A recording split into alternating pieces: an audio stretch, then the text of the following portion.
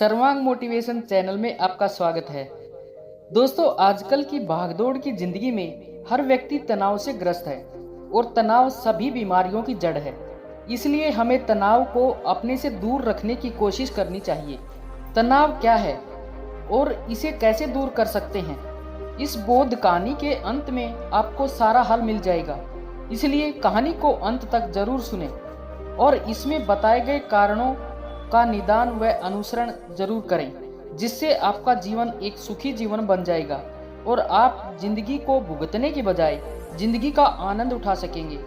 तो चलिए कहानी शुरू करते हैं। ये बात उन दिनों की है जब बुद्ध मरवन में अपना समय व्यतीत कर रहे थे। इस समय तक बुद्ध की प्रसिद्धि दूर दूर तक फैल चुकी थी।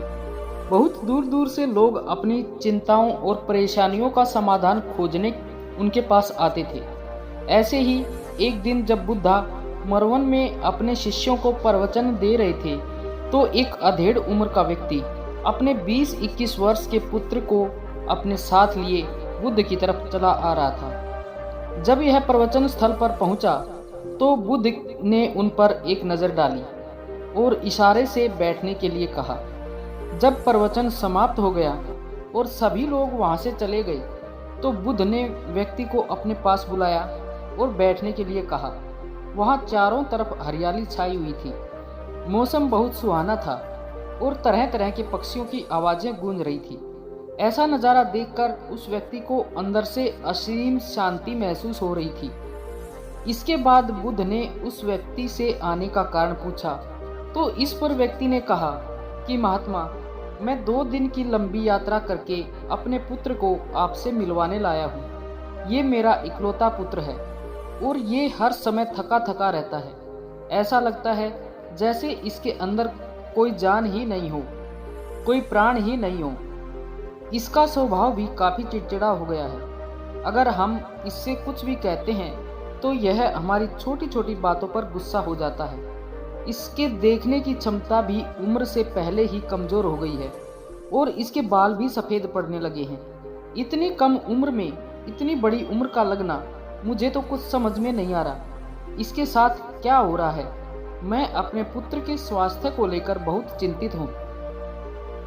जब मैं अपने पुत्र को वैद्य जी के पास लेकर गया, तो उन्होंने कुछ औषधि दी और कहा कि अपने पुत्र को तनाव कम लेने के लिए कहो। वो दिमाग में बहुत अधिक तनाव लेता है, इसलिए उसकी ऐसी हालत हो गई है। लेकिन मुझे उनके बहुत समझाने के बाद भी तनाव का मतलब समझ नहीं आया। मुझे नहीं पता कि तनाव क्या होता है, यह किन कारणों से आता है और उसे कैसे अपने पुत्र के दिमाग से निकालूं। लेकिन मुझे सबसे पहले तो ये समझना है कि तनाव होता क्या है। इसलिए महात्मा, मैं आपके पास आया हूँ। कृपया आप मेरी समस्या का समाधान कीजिए। यह सुनकर बुद्ध उनके पुत्र को ध्यान से देखते हैं और उनके चेहरे को देखते हैं, उनकी आंखों को देखते हैं और फिर उनके हाथों की नब्ज को भी देखते हैं। यह सारी विधि करने के पश्चात बुद्ध उस व्यक्ति से कहते हैं, तनाव लेना तो कोई नहीं चाहता, लेकिन फिर भी यह तनाव लोगों के दिमाग को दीमक की तरह पकड़ लेता है और व्यक्ति जान भी नहीं पाता कि वह तनाव में जी रहा है। लेकिन अगर व्यक्ति तनाव के कारणों को अच्छे से समझ लेता है और तनाव के बारे में कोई ऐसा पैमाना बना लेता है जिससे वह जान सके कि वह कितने तनाव में है, तो वह इस समस्या का समाधान भी खोज सकता है। सबसे पहले तो तुम ये समझो कि तनाव होता क्या है। जब भी कोई व्यक्ति कोई काम कर रहा होता है, लेकिन उसका मन कहीं दूर भटक रहा होता है, कल्पनाओं में होता है और उसके शरीर और मन के बीच एक दूरी पैदा हो जाती है। यह दूरी जितनी अधिक होगी, व्यक्ति उतनी ही ज़्यादा बेहोशी की अवस्था में होता है और शरीर व मन के बीच की इसी दूरी, इसी खिंचाव को तनाव कहा जाता है। आखिर कोई पसंदीदा खेल खेलने के बाद व्यक्ति चुस्ती और प्रसन्नता से क्यों भर जाता है, जबकि उसने तो अपने शरीर को थकाया है। लेकिन समझने वाली बात यह है कि खेलते समय मन और शरीर एक साथ पूरी तरह से उस खेल में केंद्रित होते हैं, जिससे शरीर और मन के बीच दूरी पैदा नहीं होती और कोई तनाव पैदा नहीं होता, और अगर दिमाग में कोई तनाव था भी तो वो भी दूर हो जाता है। लेकिन इसके विपरीत जब हम कोई ऐसा काम करते हैं जो हमें पसंद नहीं है, तो हमारा शरीर तो उस काम को कर रहा होता है, लेकिन हमारा मन कहीं दूर कल्पनाओं में भटक रहा होता है, जिससे शरीर और मन के बीच एक दूरी पैदा हो गई और तनाव ने जन्म ले लिया। इसीलिए व्यक्ति को एक समय पर सिर्फ एक ही काम करना चाहिए और अपने तन और मन की सारी शक्ति उसी एक काम पर लगा देनी चाहिए, जिससे व्यक्ति के अंदर तनाव पैदा ही ना हो। इसके बाद बुद्ध ने कहा, तनाव पैदा होने के मुख्य 8 कारण होते हैं, और जिसने इन 8 कारणों को समझ लिया वो जीवन भर तनाव मुक्त रह सकता है। मुख्य कारणों में सबसे पहला कारण है अति महत्वाकांक्षी होना। महत्वाकांक्षी होना अच्छी बात है, लेकिन क्या कभी आपने इस बात पर ध्यान दिया है कि इंसान के लक्ष्य कभी पूरे नहीं होते। उसका एक लक्ष्य पूरा हुआ नहीं कि वह दूसरे की तरफ भागने लगता है, दूसरा पूरा हुआ नहीं कि वह तीसरे की तरफ, और इस तरीके से वो अपने लक्ष्यों को पाने के लिए जिंदगी भर गोल गोल घूमता रहता है। इसलिए जो व्यक्ति अति महत्वाकांक्षी होता है, जिसने बड़े बड़े लक्ष्य बनाए होते हैं, वह वर्तमान में कभी नहीं रहता। उसका मन सदैव भविष्य की योजनाएं बनाने में ही व्यस्त रहता है। उसका शरीर तो वर्तमान में रहता है, लेकिन मन हमेशा भविष्य में ही रहता है, जिससे मन और शरीर के बीच दूरी पैदा हो जाती है और वह तनाव भरी जिंदगी जीने लगता है। बुद्ध के मुंह से ये बात सुनकर उस लड़के ने कहा कि महात्मा, इसका मतलब तो फिर ये हुआ कि हमें लक्ष्य बनाना ही नहीं चाहिए, क्योंकि लक्ष्य बनाना भी तो महत्वाकांक्षा ही है।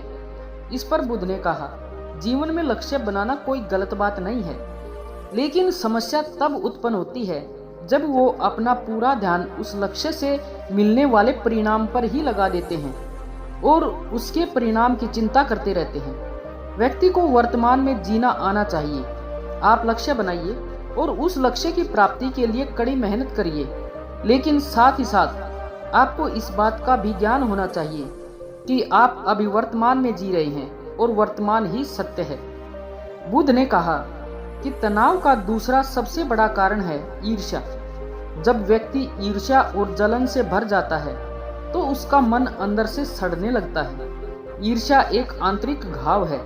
आंतरिक घाव यानी मन का घाव। व्यक्ति के शरीर का घाव तो भर सकता है, लेकिन मन का घाव कभी नहीं भर सकता। इसलिए व्यक्ति को दूसरे की खुशी और तरक्की से कभी ईर्ष्या नहीं करनी चाहिए, क्योंकि ये तनाव का कारण है। इसके बाद बुद्ध ने तनाव का अगला कारण बताते हुए कहा कि आरुषिपूर्ण काम करने से भी मन में तनाव पैदा होता है। जो काम करना हमें पसंद ही नहीं है, जिसमें हमारी रुचि ही नहीं है, उस काम में हमारा मन नहीं लगता। हमारा शरीर तो वहीं बैठा रहेगा, लेकिन हमारा मन कल्पनाओं की उड़ान भरेगा, जिससे शरीर और मन के बीच की दूरी पैदा हो जाती है और व्यक्ति तनावग्रस्त हो जाता है। इसीलिए इंसान को हमेशा अपनी रुचि के अनुसार ही कार्य करना चाहिए। अगर व्यक्ति ने ये पता कर लिया कि उसे कौन सा काम करना पसंद है और वो उसी काम को अपने जीवन का लक्ष्य बना लेता है, तो फिर वो काम उसके लिए काम नहीं बल्कि खेल बन जाता है। फिर बुद्ध ने कहा, तनाव का चौथा कारण होता है किसी दूसरे से अपेक्षाएं रखना। बुद्ध ने उस व्यक्ति की ओर इशारा करते हुए कहा कि एक पिता होने के नाते तुम्हारी अपने पुत्र से बहुत सी अपेक्षाएं होंगी कि तुम्हारा पुत्र एक बहुत ही कामयाब इंसान बने, तुम्हारा नाम रोशन करे, जैसा तुम चाहते हो उस तरह का जीवन जिए, तुम्हारी हर बात माने। लेकिन क्या आज तक कभी किसी की सारी अपेक्षाएं पूरी हुई हैं? जब भी कोई व्यक्ति किसी दूसरे से कोई अपेक्षा रखने लगता है तो वो अनजाने में अपने लिए तनाव पैदा करने लगता है। जरा सोचो कि अगर तुम्हारा बेटा तुम्हारे अनुसार काम नहीं कर रहा और वो नहीं बन पा रहा जो तुम उसे बनाना चाहते हो, तो निश्चित ही तुम्हारे दिमाग को तनाव पकड़ लेगा। तुम तनाव से भरा जीवन जीना शुरू कर दोगे और इस तनाव के बस में आकर तुम ऐसा व्यवहार करोगे, ऐसी बातें करोगे कि तुम्हारा अपने पुत्र के साथ संबंध और भी खराब होता चला जाएगा। इसीलिए व्यक्ति को जितना हो सके उतनी कम अपेक्षाएं दूसरों से रखनी चाहिए। और अगर पूरी तरह से तनाव मुक्त रहना है तो दूसरों से अपेक्षा रखना ही बंद कर दो। इसके बाद बुद्ध ने कहा कि शारीरिक कष्ट भी इंसान के तनाव का एक कारण होता है। जब व्यक्ति किसी शारीरिक पीड़ा से गुजर रहा होता है तो उसका पूरा ध्यान बस अपने उस शारीरिक दर्द पर होता है और वो पूरे दिन बस उसी के बारे में सोचता रहता है, जिससे उसका मन दुख के विचारों से भर जाता है और ऐसी स्थिति में व्यक्ति तनावग्रस्त रहने लगता है। यह सुन उस व्यक्ति ने कहा कि हे बुद्ध, शारीरिक दुख तो किसी भी व्यक्ति को हो सकता है, तो फिर क्या हुआ, व्यक्ति जीवन भर तनाव में ही जिएगा। इसका जवाब देते हुए बुद्ध ने कहा कि इंसान को ये बात समझनी चाहिए कि हमारा जीवन दुखों का आधार है। जैसे जैसे हमारा जीवन आगे बढ़ता है इसमें दुख भी आते हैं, बीमारियां भी आती हैं और अंत में मृत्यु भी आती है। तो बीमारियां इंसान के जीवन का अभिन्न अंग हैं, कोई इनसे बच नहीं सकता। बस किसी किसी के जीवन में ये समय से पहले आ जाती हैं तो किसी में बाद में। जब इंसान का मन इस बात को अच्छे से समझ लेगा तो फिर वह अपनी बीमारी के बारे में सोचकर ज्यादा तनाव नहीं लेगा, क्योंकि यह हमारे जीवन का अभिन्न हिस्सा है और इसके लिए व्यक्ति को शारीरिक रूप से भी अभ्यास करते रहना चाहिए। अपने जीवन में व्यायाम और स्वस्थ जीवन शैली को जगह देनी चाहिए ताकि उसका शरीर लंबे समय तक निरोगी रहकर सही से काम कर सके। तनाव का अगला कारण होता है अपनी योजनाओं को समझने के लिए समय न देना। कुछ लोगों के दिमाग में कोई विचार आया नहीं कि वो बिना सोचे समझे उस पर काम करना शुरू कर देते हैं और जब उस काम में उन्हें असफलता मिलती है तो वह तनाव से भर जाते हैं, क्योंकि उन्होंने उस काम को शुरू करने से पहले उसके बारे में पूरी जानकारी इकट्ठी नहीं की थी। इंसान को कोई भी काम शुरू करने से पहले उसके अच्छे और बुरे परिणामों के बारे में ठीक से सोच विचार कर लेना चाहिए। इंसान को इस बारे में भी सोच लेना चाहिए कि अगर ये योजना सफल नहीं हुई तो फिर इसके बाद मैं क्या करूँगा। इसलिए व्यक्ति को अपनी योजनाओं को ठीक से समझने के लिए पूरा समय देना चाहिए ताकि बाद में उस योजना की वजह से तनाव पैदा ना हो। तनाव का 7वां सबसे बड़ा कारण होता है टाल मटोल करना, आज के काम को कल पर टालना। आप लोगों ने ये कहावत तो सुनी होगी कि आलस ही इंसान के शरीर का सबसे बड़ा शत्रु है। इंसान आलस्य की वजह से आज के काम को कल के लिए टाल देता है और फिर काम को टालना उसकी आदत बन जाती है। काम को कल पर टालने वाले व्यक्ति का काम कभी भी समय पर पूरा नहीं हो पाता और अगर किसी तरह से पूरा हो भी जाता है तो वह उतना अच्छा नहीं हो पाता जितना अच्छा उसे किया जा सकता था और फिर यह बात व्यक्ति के अंदर तनाव पैदा करती है। लेकिन काम को टालना या काम को एकदम अंत समय पर करना एक आदत है, इसीलिए व्यक्ति ना चाहते हुए भी बार बार अपनी इस आदत का शिकार बन जाता है और काम को टालता रहता है और फिर जब काम की समय सीमा पास हो जाती है तो वह तनाव से भरकर काम को पूरा करने का प्रयास करता है। इसीलिए तनाव मुक्त रहने के लिए व्यक्ति को काम टालने की आदत छोड़नी पड़ेगी और यह तभी संभव है जब व्यक्ति काम को समय से पहले खत्म करने का निश्चय कर ले।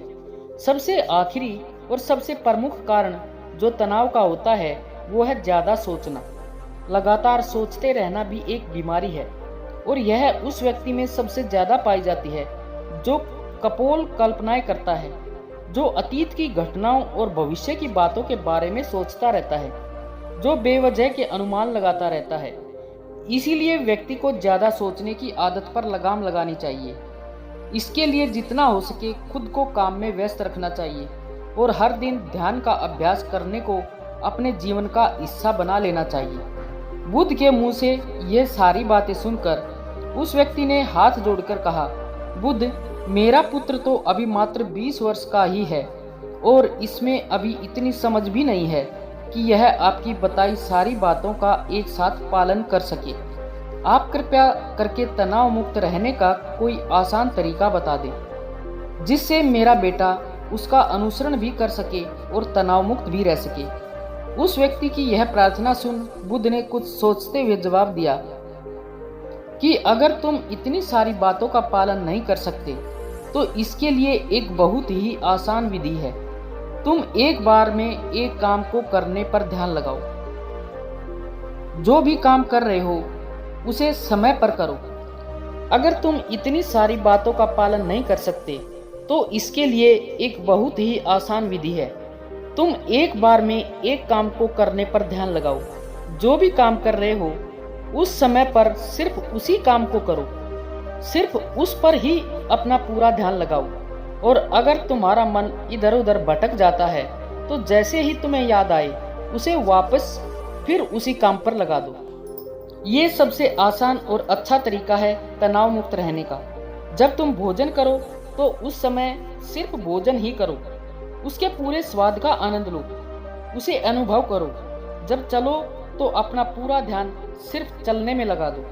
इससे तुम्हारा मन और तुम्हारा शरीर दोनों एक जगह पर केंद्रित रहेगा। दोनों के बीच दूरी पैदा नहीं होगी, जो कि तनाव का मुख्य कारण होता है। दोस्तों, आज की युवा पीढ़ी एक ही समय पर 2-2, 3-3 काम करने की आदी हो चुकी है। जैसे फोन पर बात करते हुए गाड़ी चलाना, खाना खाते हुए टीवी देखना या फोन चलाना। और फिर इनकी शिकायत रहती है कि मैं तनाव में जी रहा हूँ, मेरा मन शांत नहीं रहता है, मैं चिड़चिड़ा सा हो गया हूँ। जब कोई व्यक्ति एक ही समय पर 3-3 काम करेगा तो तनाव पैदा होना तो स्वाभाविक ही है, क्योंकि दिमाग तो एक समय पर पूरा ध्यान लगाकर सिर्फ एक ही काम कर सकता है। पूर्ण रूप से एक ही समय पर 2 कामों पर ध्यान कभी नहीं लग सकता। इसलिए जहां तक संभव हो सके एक समय पर सिर्फ एक ही काम करने का प्रयास करें, वो भी पूरे ध्यान के साथ। दोस्तों, आशा है कि आपको इस कहानी से बहुत कुछ सीखने को मिला होगा। और अगर आपको वीडियो अच्छी लगी हो तो कृपया लाइक व शेयर करें और कमेंट में अपने सुझाव अवश्य बताएं। और ऐसी ही मोटिवेशनल व जीवन को सीख देने वाली कहानियाँ सुनने के लिए चैनल को सब्सक्राइब अवश्य कर लें। धन्यवाद।